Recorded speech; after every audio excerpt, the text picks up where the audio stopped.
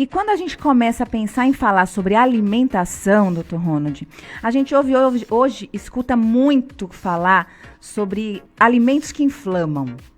Alimentos remosos, tem vários assuntos, vários aspectos que envolvem a alimentação da nossa população como um todo. Então, para começar a nossa conversa, até para dar uma base melhor para o nosso ouvinte entender um pouco, eu queria que você explicasse para a gente o que a medicina entende por inflamação.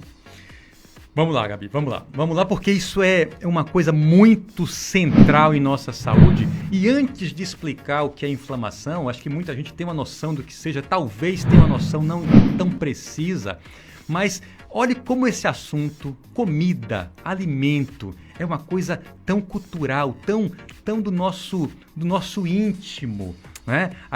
Vocês sabiam, quando a gente estuda, sabe as histórias, os filmes, as novelas, as séries, toda vez, reparem nisso aí, quem não reparou pode voltar aí em algum filme que já assistiu, em alguma novela antiga, toda vez que uma personagem ela chega em um lugar, ela viaja, chega numa casa, ou nos filmes de ficção científica, quando passa-se por um portal e chega em um novo mundo, a personagem ela precisa comer. Sempre aparece uma cena da personagem comendo, porque é como se ao se alimentar naquele novo local, naquela nova casa, naquele novo país, naquele novo mundo, ao se alimentar, a pessoa se conecta com o ambiente. E como é comum nós aqui no mundo real chegarmos na casa de alguém, de um parente, de um amigo, na época que a gente podia ainda frequentar abertamente e livremente as reuniões sociais, mas como que chegar em algum local, a primeira coisa que acontece é alguém oferecer algo para comer.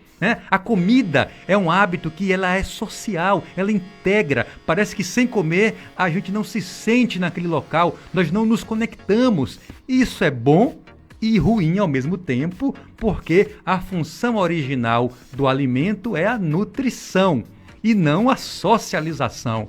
No momento em que a gente confunde um pouco isso, pode ser um problema, e aí vamos falar sobre isso dentro de alguns minutos. Mas voltando à sua pergunta, inflamação. Inflamação, gente, é uma capacidade que o nosso corpo tem de reagir a qualquer agressão externa. O nosso corpo, está em contato com o meio externo o tempo todo. Então, vírus, olhe o assunto atual, bactérias, fungos, agressões físicas como o calor, a queimadura, o frio extremo, qualquer coisa que faça parte do meio externo pode, ao entrar em contato com a gente, gerar uma lesão, uma agressão. E a inflamação nada mais é do que a resposta do nosso corpo para cicatrizar, para regenerar aquele tecido ou aquele órgão ou aquela parte de nós que foi agredida. Então, percebam, inflamação é um processo absolutamente vital e essencial para a vida. O que acontece é que ela pode ser uma inflamação aguda, ou seja, rápida, ou uma inflamação crônica, ou seja, que é duradoura. A inflamação aguda não costuma gerar nenhum problema maior para a saúde, porque ela acontece pontualmente em resposta a um corte, a um machucado, a um ferimento, ela rapidamente se resolve e o tecido é cicatrizado. O problema da inflamação é quando ela se torna crônica ao longo de semanas, meses ou até anos. E a ideia de que uma alimentação inadequada pode gerar uma inflamação crônica, ela já é definida e aceita pela ciência médica. Então, resumindo, inflamação é bom desde que seja por um período específico e chegue ao resultado de cicatrização. Pode gerar dor, pode gerar uma certa vermelhidão, um certo incômodo. Até às vezes nós médicos precisamos prescrever anti-inflamatórios quando a dor é muito intensa, mas acreditem, a inflamação é um processo mais do que necessário, ele é vital, mas não pode ser um processo crônico, indefinido e a perder de vista, porque aí não chega-se ao objetivo, que é a cicatrização, e uma série de alterações na nossa saúde passam a acontecer. E alguns alimentos, sim, eles podem causar tanto inflamação aguda, que são mais conhecidas, mas especialmente uma inflamação crônica, que essa é a mais perigosa e a menos falada. Era isso que eu ia lhe perguntar, porque é interessante saber que a inflamação faz parte de uma defesa. Então é algo positivo, que é uma resposta do nosso corpo a algo que nos agride de alguma forma, algo externo. Aí eu queria entender melhor o que os alimentos têm a ver com isso, porque na cabeça da gente, alimento é para se alimentar, é para nutrição, é para matar a nossa fome. Por que eles nos inflamam? Como que isso acontece? Pois é, quando a gente fala o termo alimento, alimento é uma expressão absolutamente inocente e que a nossa mente associa com algo positivo, né? Aliás, eu coloquei essa semana nas minhas redes sociais uma frase de um famoso médico que é considerado pela história o pai da medicina, que é o Hipócrates, que até hoje nós médicos na formatura lemos o juramento ético do Hipócrates e que ele falou assim: que o alimento seja seu remédio e que o seu remédio seja o seu alimento. Então, alimento é uma coisa boa, necessária e fundamental para a vida. O problema é quando o ser humano, ele começa a modificar a composição do alimento e passa a acrescentar substâncias não naturais àquela parte que era originalmente natural do alimento. E isso, a história da humanidade mostrou que a partir da industrialização, muita coisa passou a ser feita e acrescentada aos alimentos. E o que costuma inflamar são esses componentes que vão junto àqueles que são naturais e também, mesmo os naturais, se forem consumidos em excesso, pode gerar mais dano do que benefício à saúde. Então, alimento sim, Gabi, pode inflamar e pode gerar uma inflamação que dura anos caso não seja percebida. E essa inflamação, uma vez que ela ocorre, Dr. Ronald, quais são as funções do nosso organismo mais afetadas por ela? Para que a gente consiga identificar, de repente, no dia a dia, o que pode estar acontecendo. Pois é, quando a gente fala de inflamação, normalmente vem à cabeça de todos aquela dor, aquele calor, aquele aumento de... Imagine um dedo, uma unha encravada. Vamos pegar aqui um exemplo assim bastante comum, né? Quando uma unha encrava, o dedo, a pele em volta da unha, ela inflama.